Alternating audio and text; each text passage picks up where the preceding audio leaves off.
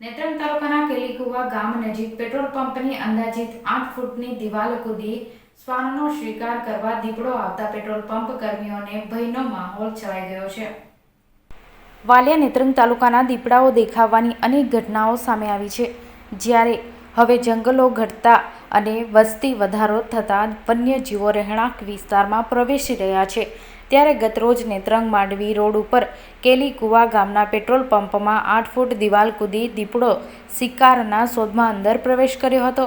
જ્યાં પેટ્રોલ પંપમાં આરામ ફરમાવી રહેલા શ્વાનના બચ્ચા ઉપર તરાપ મારી તેનો શિકાર કરવાની કોશિશ કરી હતી, પરંતુ મોકો મળતા જ શ્વાનનું બચ્ચું ભાગવા સફળ રહેતા બચી ગયું હતું. ત્યારે મધરાતે પેટ્રોલ પંપની 8 ફૂટની દિવાલ કૂદીને આવેલા દીપડાના સીસીટીવી વાયરલ થતાં પંપના કર્મચારીઓના ભયનો માહોલ છવાઈ ગયો છે. આ બાબતે નેત્રંગ વન વિભાગ કચેરી ખાતે જાણ કરતા તેઓ મારણ સાથે પાંજરું ગોઠવવાની તજવીજ હાથ ધરી છે.